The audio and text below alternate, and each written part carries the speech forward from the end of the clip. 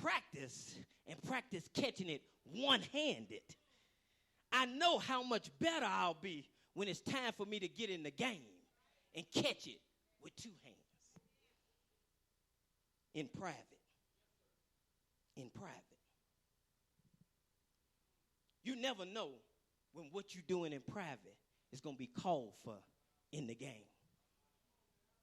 You never know when the demon of your soul is going to try to rise up against you. And you're going to have to use what you've done in practice. You're going to have to come out in the name of Jesus. I bind that unclean spirit. You won't be able to do that if you haven't been doing it in practice. You won't be able to show up on game day talking about, Coach, put me in. I'm ready. You can't.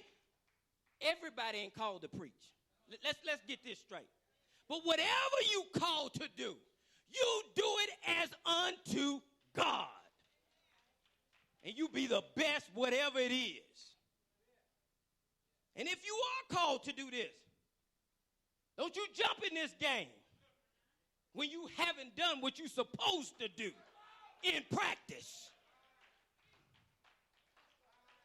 Lives are on the line. This is serious business. You never know when the demon of addiction is going to jump on you and try to pull you back into that world. Pastor say some people even go back to the cage and the cage door is open.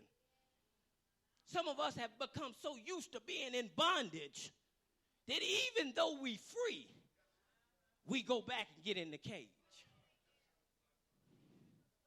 The devil has programmed you. But I put the devil on notice today, devil. You are a lie. You don't have dominion over my people. Loose your hand. He'll always deal with you in private before he ever go public. Always. On last year, 2015, trying to take you back in your holy mind to remember, Pastor asked us as a congregation, he said, get one area in your life that you need to take dominion. And now don't go get 10 of them. You might have 10. He said, but don't go get 10. He said, grab one area and take dominion over that one area. Now, I know many people thought when he said that, oh, he's talking about grab a sin that I'm dealing. It don't necessarily have to be a sin. It could be, I'm never on time. I'm slowful. I'm jealous. Don't necessarily have to be a sin, but I'm late all the time. Now, I'm going to take that area where I'm slowful at, and I'm going to put that area under my feet. I'm going to take dominion over that area. And the reason why he told us to take one area is because it's victory when you put that one area under subjection. Man, don't you know how much better you feel when you can look at that one area and say, I got you. I'm going to be on time every time for anywhere I got to be. Slothfulness, you do not have dominion over me anymore.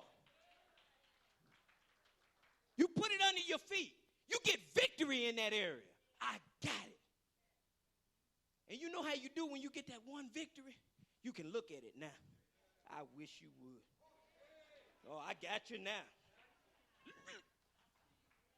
In the name of Jesus. Look! Because you got dominion.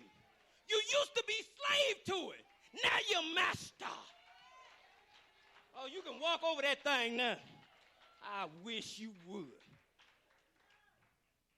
And once you get that one area and you get bold in the hole and you get loose because you got some juice, you can look at another area. Say, come on. I got you. I wish you would. Oh, I know I got a witness here. I love when my wife is here because we did it when we started paying off bills. I didn't grab a big one. I didn't grab the house. I didn't grab the house. But I grabbed one of them little ones. You know, I came up in Chicago. You got to find somebody you can whoop.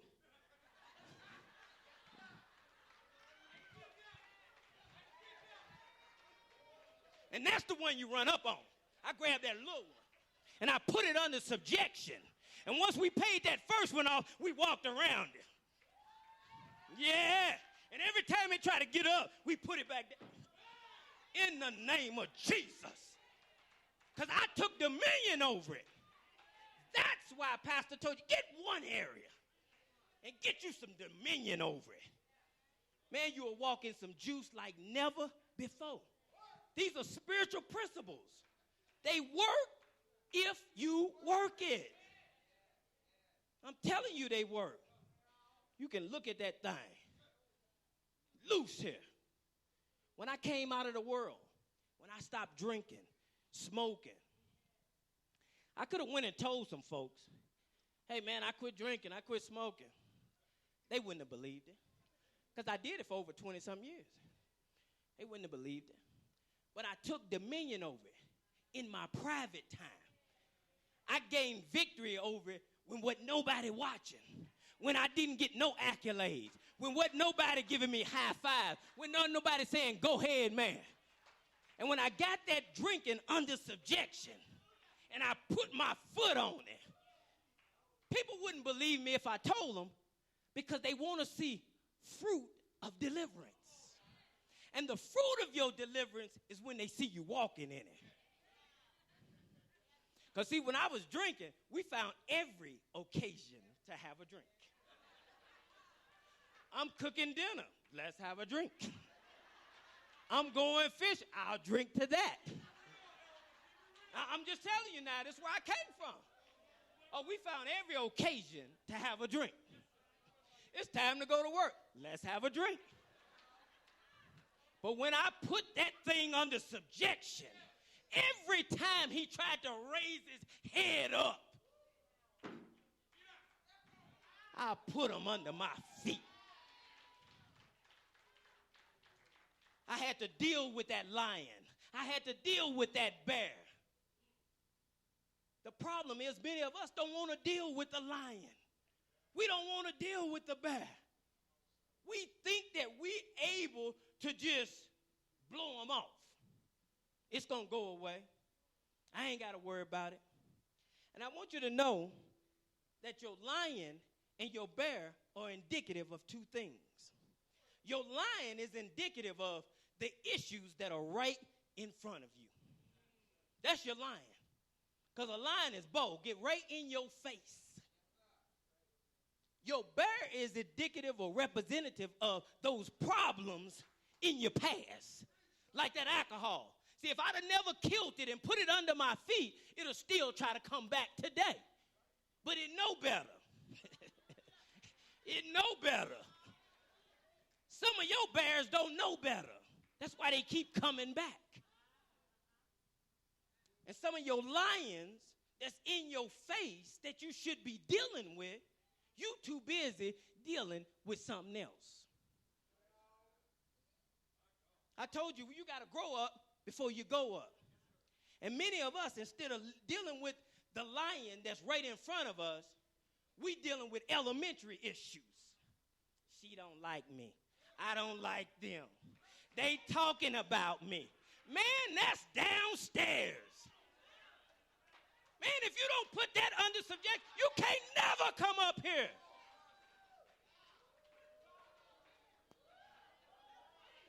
We asking God to take us and promote us to another level, but we can't even handle the level that we're on. God gonna bless me with a house. You don't even pay the rent in the apartment.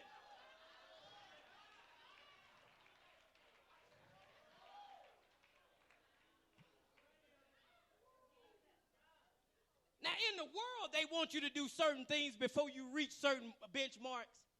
So why would God be any different? We come to God and expect him to just do it. Well, he loved me. He know me. Yeah, he does know you. That's why he ain't doing what you asking him to do. Deal with your lions and bears. Oh, my.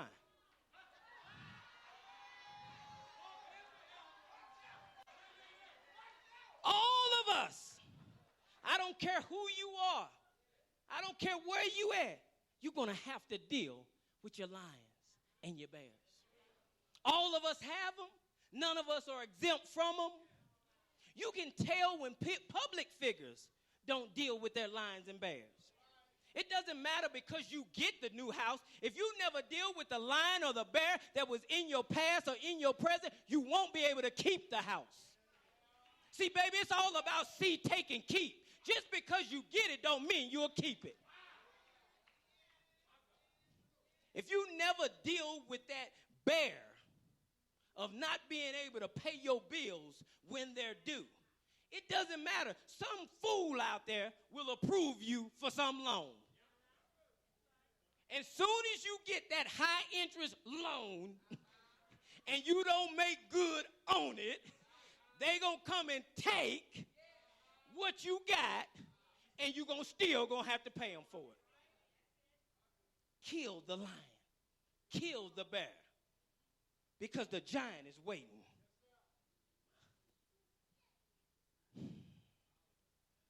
I want you to look at our verse of scripture. 1 Samuel 17. Now, look at David. I'm going to start at the 34th verse. David starts to give his resume to Saul. Start to let Saul know. And you know, I love the way Pastor tells this story about David. David shows up on the scene. David thought they was balling down there. David showed up. What's going on? Pastor he say, hallelujah. I don't know if David said that or not.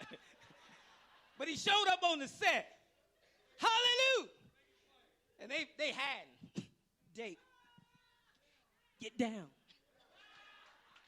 Get down. David down there bowling the hole. What's up? David, get down. David said, what's going on?